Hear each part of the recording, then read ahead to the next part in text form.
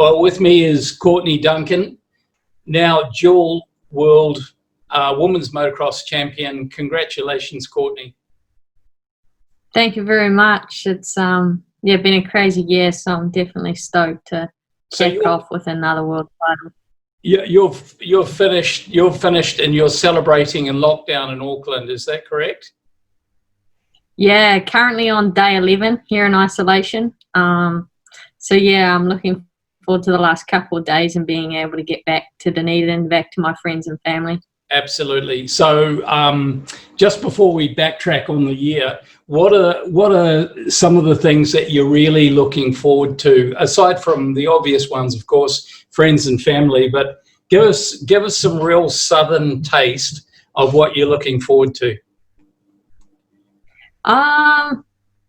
Yeah, like number one is obviously being back home in Dunedin and with my friends and family, and then on top of that it'll be nice just to relax for a little bit. It's been a long year. It's been an unpredictable year. We started back in January, I would say, pre-season wise, and we didn't really switch off at all through the lockdown period because we knew we'd be returning to racing at some point. So I continued to train and put a huge amount of work in through the winter in New Zealand. So I am looking forward to getting home for a few weeks and just relaxing and kind of doing what I want, really, without no set program. So I'm looking forward to that.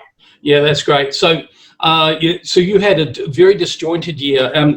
If you were to describe the year in a word, what sort of, and you're not allowed to use swear words, what sort of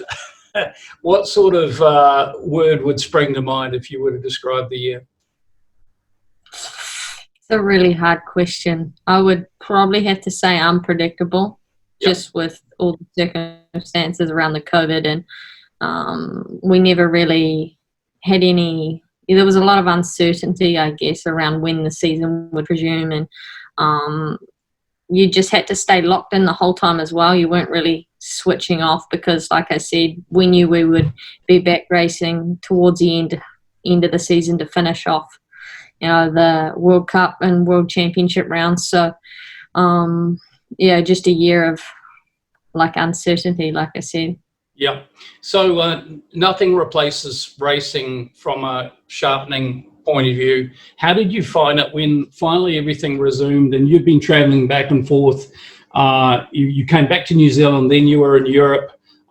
Notably, I think I recall you were in Italy for a period of time. So a whole lot of isolation, quarantining, and then settling back into things. But what was it like, given the lack of racing, getting back into the real hot competition again? How did you find that? And were you on the pace, or just how did you find how did you find where you were from a competitiveness point of view?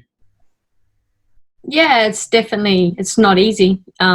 Just given, like you said, we had such a long time away from racing. I did try to do a little bit in New Zealand to replicate the situations, but nothing's quite the same as lining up for a World Cup with, obviously the extra added pressures and expectations, so forth. But you just have to be very good at adapting, I guess, being able to lock in and be able to flick the switch when needed. And I think I've always been not too bad at that, just understanding when I need to rise to the occasion and when I need to make things happen. But it's been a long time without racing, and to be honest with you, though, the last few years I probably haven't done too many races, so it does take a little bit to be able to get in that flow and warm into it, I guess, instead of building up through let's just say having 4 or 5 pre-season races before you get to the season opener definitely helps. And obviously not being able to do that definitely leaves you with a few challenges. Absolutely. Now, the final day of racing on the 1st of November, it was hardly a done deal. In fact, you were trailing. Can you describe the situation and what actually happened on the day? Yeah, so going into the final round, I was 4 points off the lead. The top four were actually within striking distance of the championship. We were only separated by, I think, about 10 points. So for the people listening, I mean, that's pretty much a winner-take-all situation, which is, it's exciting. To be honest with you, I was looking forward to that, and looking forward to being in that position and seeing how I would handle the pressure. And because it had been a long time since I was put in that situation as well, as far as a championship on the line that day. Yeah. With that obviously comes, an added amount of pressure and expectations. And but at the same time, I mean, as a young kid, that's what I asked for growing up. You know, that position I was in on the 1st of November, I had asked for that for 16 years ago. So for me, it was just about putting my best foot forth and taking control of the opportunity and giving it my best and leaving it all out on the track, really. So you just to summarize what I heard, you know when to flick the switch, and you can't have that switch on all the time, I would imagine, but when it's on, it's on. And so coming up to the last day, you managed to get on the podium, I think 3 times, if I'm not mistaken, on the last day. Yes, so the 2 races I went 1-3, and that was good enough for the win on the day, and then also good enough for the championship. So no, it was a pretty good day. I mean, you can't complain on days that you win championships. So can't absolutely. be too, So I noticed you gave a big shout out to Kawasaki and also Dixon Racing. So how important was that combination to you getting across the line for your second world championship? Yeah, obviously in any success, whether that be individual, team, even though I guess when you go to the line, it's up to you. All the work leading up to that's what's most important, and obviously that takes a greater team and a wide group of people. And we put a big shift in after the first round, or the first round back at Mantova. In between, we had 4 weeks, and the team definitely put in a big shift, and it was good to repay them with that win. And it's our second year together, and we already have 2 championships together. So far we have a pretty good rate, and hopefully we can continue on that path. Yeah. I guess with all the athletes I've coached, at the end of a year, the new year starts with a rest and actually enjoying those great harbour views that Dunedin has to offer, and all the nature. So I'm a little bit envious, but you thoroughly deserved it.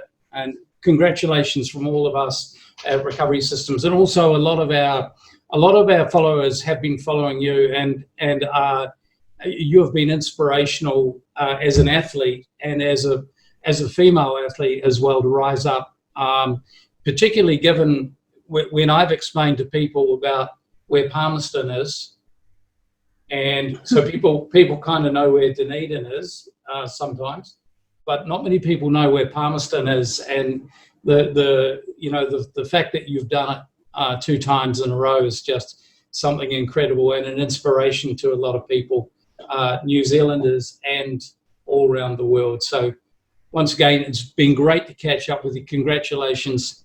Enjoy your R&R. Awesome. Thank you very much. Yes, I'm very excited about jumping on my cycle and hitting the hills each side of the harbour. So one of many things I'm looking forward to getting home doing. But I appreciate the support, and also, the whole crew at Recovery Systems for, the tools to help me recover faster. So, I appreciate it. Many thanks. Thanks, Courtney.